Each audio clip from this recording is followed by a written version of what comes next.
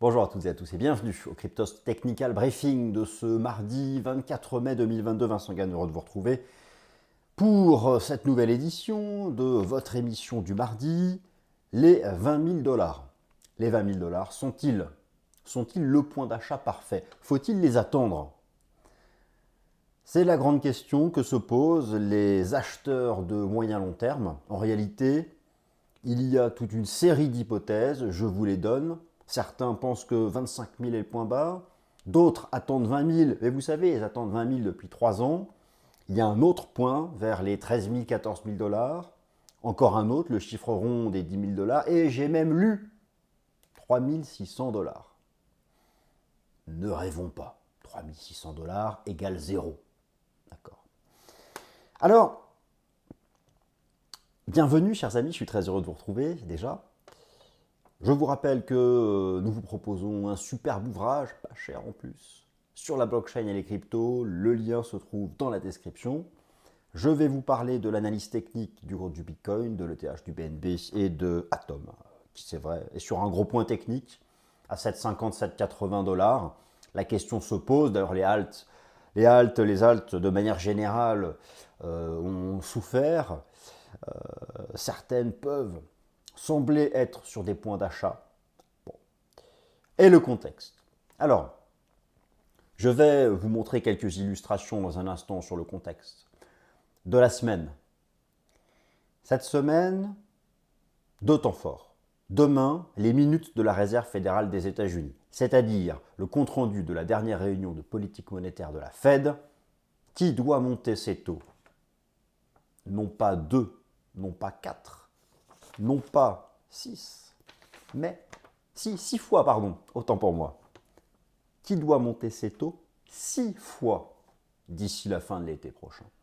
Avec un objectif, briser l'inflation, la casser sa dynamique haussière. Le jour où les banques centrales parviendront à briser l'inflation hors de contrôle, les actifs risqués feront leur point bas. D'ici là, si l'inflation devait continuer d'accélérer, en dépit des mesures restrictives des banques centrales majeures, et pour la Banque centrale européenne, le marché attend cet été la première hausse de taux et la fin des taux négatifs du côté des taux de dépôt pour septembre prochain. En cas d'échec cet été à contenir, à juguler le régime des prix, les 25 000 dollars ne seront pas les points bas. Alors, est-ce que les 20K sont au point parfait? J'ai toute une liste d'éléments techniques que je souhaite vous présenter, et d'ailleurs, ne perdons pas davantage de temps. C'est parti pour le nouveau Cryptos Technical Briefing.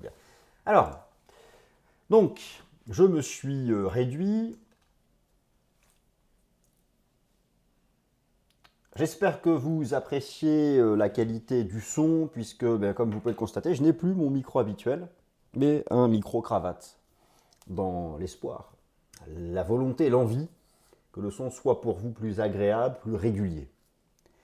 Alors, les actifs risqués de manière générale, les indices boursiers, vous savez, je vous présente souvent l'indice boursier le plus tradé par la finance institutionnelle.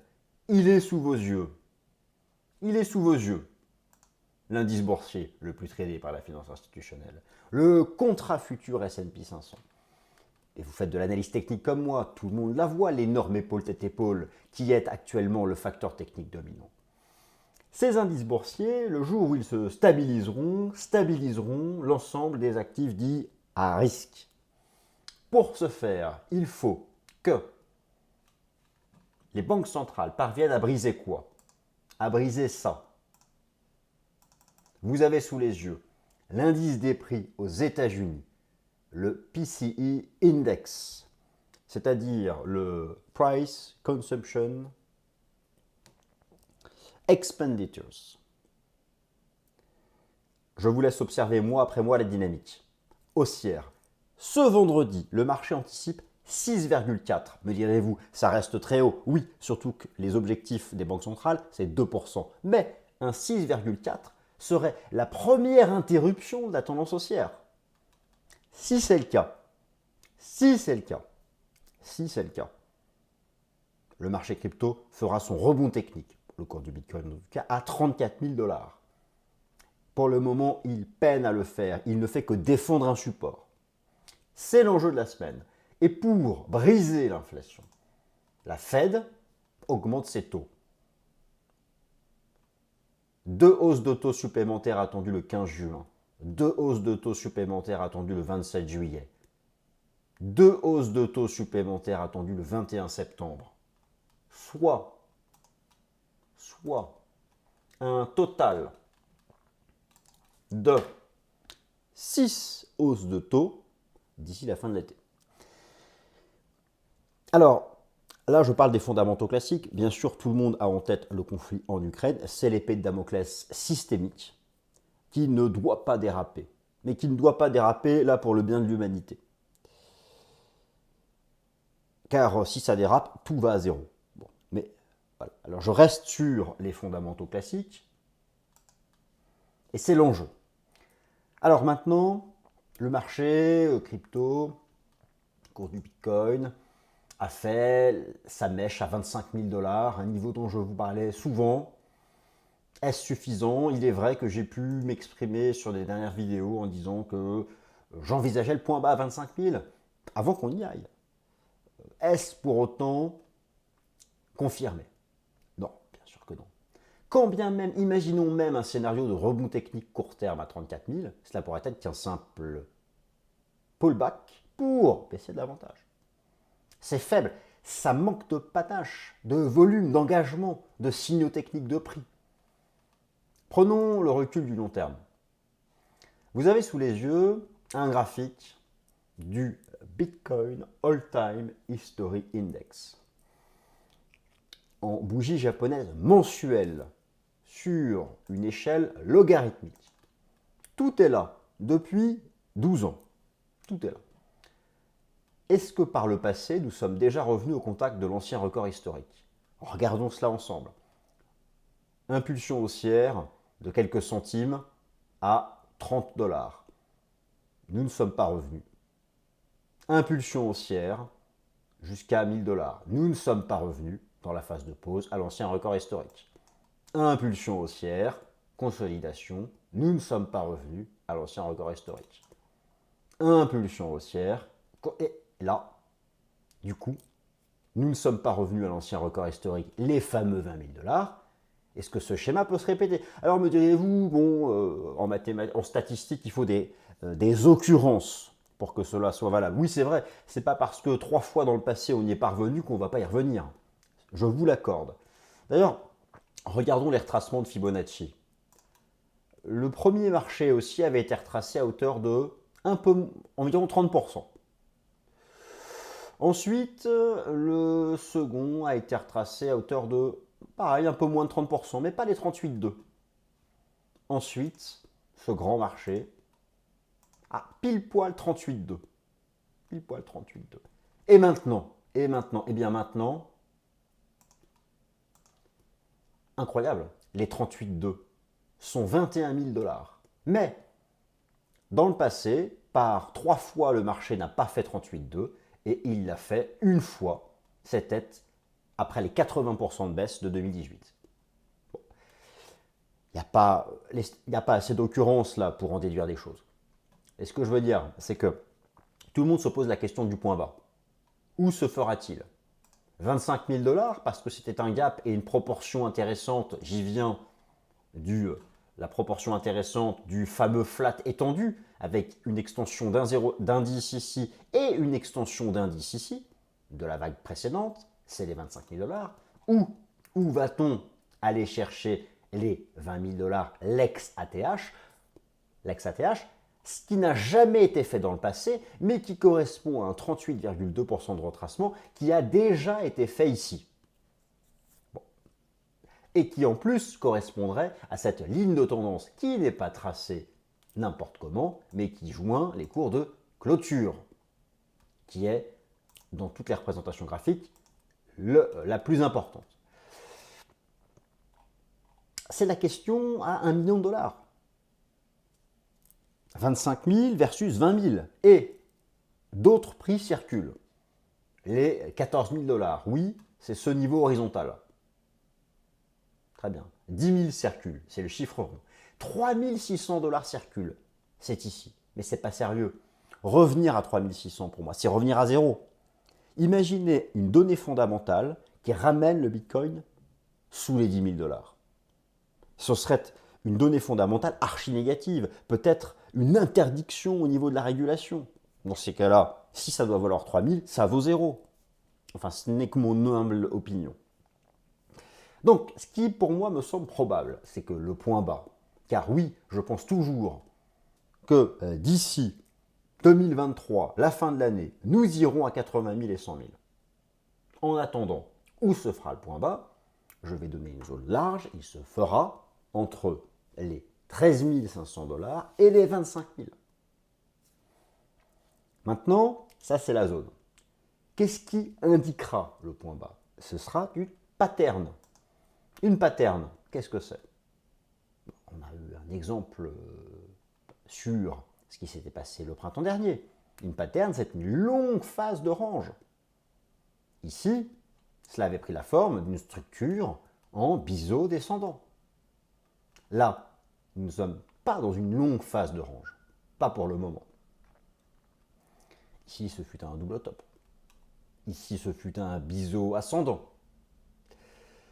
Donc, c'est ce qui rend l'affaire complexe. Alors voilà, ça c'est pour le moyen long terme. Maintenant, regardons le plus court terme.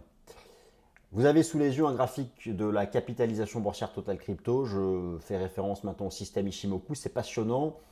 Les bougies japonaises en données journalières, Tenkan-sen, Kinjutsen, la moyenne des plus hauts et des plus bas sur les 9 derniers jours, moyenne des plus hauts et des plus bas sur les 26 derniers jours. Observez comment la capitalisation boursière représentée en graphique est capée par Tenkan-sen.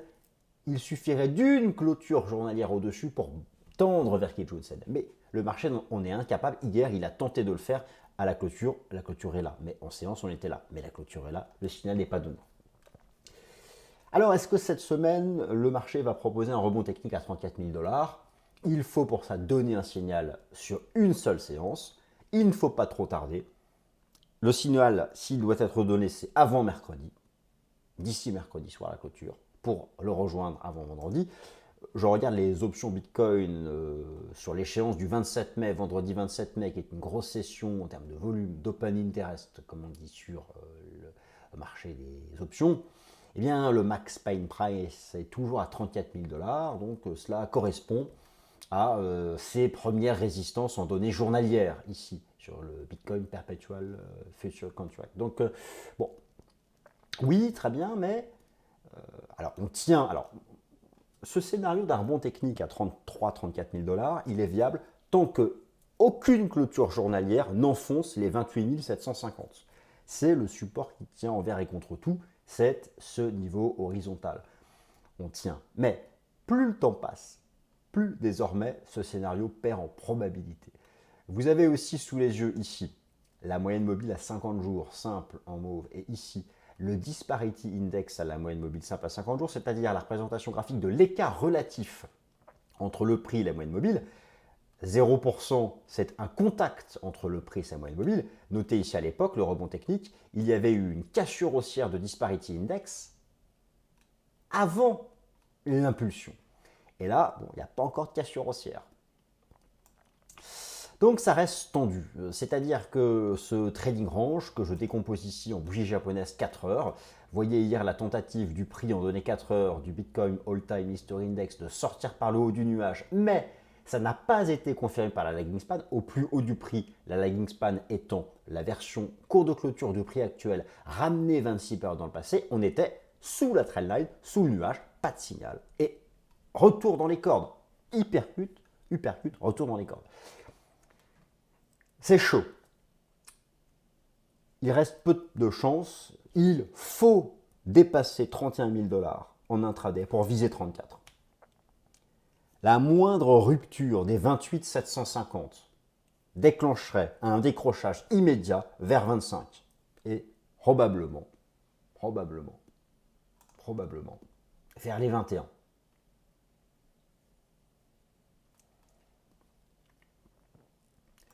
Alors, pour l'ETH en données journalières, c'est la même passion technique, je dirais. commencerai par les enseignements du système Ishimoku en données journalières. Observez comme aussi ETH-USD ne parvient pas à dépasser Tenkan-sen. Nous avons un écart entre Tenkan-sen et Kijun-sen qui représente une survente. Il suffirait d'une seule clôture au-dessus pour tendre vers les 2300 $. Mais hier, tentative, en séance on le faisait, à la clôture, non. Seule la clôture journalière tend. Pour ETH, alors on sait le report dans le temps du basculement vers Ethereum 2.0. Est-ce que cela reporte dans le temps la surperformance? Je relève que ETH dominance et le ratio ETH-BTC testent en ce moment des niveaux importants. Vous avez notamment, en données hebdomadaires, ETH dominance, la dominance d'Ethereum, qui teste le bas de canal et le nuage weekly du système Ishimoku. En clair, si l'Ether ne nous produit pas de la surperformance dans les 24 prochaines heures, cela risque de lui faire passer un été morose. C'est le même message du ratio ETH-BTC, le double support. Sans réaction très rapide, l'été sera morose pour ETH et cela ne fera que reporter sa surperformance à fin 2022 ou début 2023. Et là, c'est clairement en lien avec un report d'un trimestre, espérons-le, du basculement dans le nouveau monde d'Ethereum.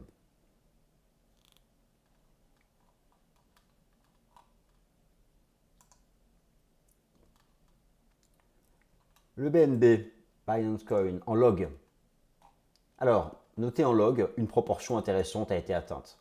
Vous avez un A égale C, ici, une extension de Fibo, première jambe de baisse, reporté en haut du rebond, le 1 pour 1, ce qui fait le support à 215 $. Ça, c'est une première chose. C'est un rebond technique à court terme, en données hebdomadaires. Si rebond technique il doit y avoir, on voit bien l'énorme résistance déjà au niveau du bas du nuage du système Ishimoku en weekly. Alors, je vais repasser en données journalières sur le Binance Coin, où l'on voit des signaux plus positifs que sur les autres, avec des signaux positifs de momentum, d'Ishimoku. Je reste en faveur d'un rebond technique avec une invalidation sous 310 $, avec une sorte d'épaule tête-épaule inversée. Tant qu'on maintient 310 $, la cible du rebond technique reste les 360. Invalidation sous les 310 $. Et pour Atom, oui, naturellement, c'est un énorme niveau technique. C'est un prix historique. Je vais retirer l'Ishimoku qu'on le voit mieux. Voilà, c'est cette gigantesque point technique, un niveau horizontal, le niveau des 750 $, qui vraiment a été longtemps une résistance, un point d'accélération, qui a été à l'époque, voilà la différence entre une course au court terme et une pattern. Voilà. Ici, on a pris 3-4 mois à faire un rounding bottom au-dessus de ces 750 $. Maintenant, on vient d'y tomber. Qu'est-ce qu'on essaie de construire? Peut-on au moins envisager un rebond technique en direction des 16? C'est compliqué. Je passe en Ishimoku. Regardez, nous aurions eu un dépassement marginal de Tenkan-sen, mais c'est très chaud. En gros, il faut là produire une impulsion au-dessus des 11 $, sinon retour à 7,50. Et cela pourrait être qu'une sorte de figure de continuation court terme. Donc c'est vraiment le niveau des 11 $ à préserver pour envisager un rebond en direction des 14. Et d'ailleurs, en données 4 heures sur Tom, voilà, on a cette pattern. Vous voyez il n'y a plus le choix. C'est soit il y a une impulsion maintenant à la hausse et un dépassement des 12 pour aller chercher 14. On brise les 11, c'est fini, on retourne à 7,50. Donc il y a une sorte d'urgence de timing court terme, je dirais, sur l'ensemble de ces cryptos. Et voilà, mes amis, ainsi s'achève le Cryptos Technical Briefing de ce 24 mai. J'espère qu'il vous a plu. Moi, j'ai pris plaisir à l'enregistrer pour vous. Merci. Merci de m'avoir écouté. Et puis, passez une bonne semaine. À mardi prochain.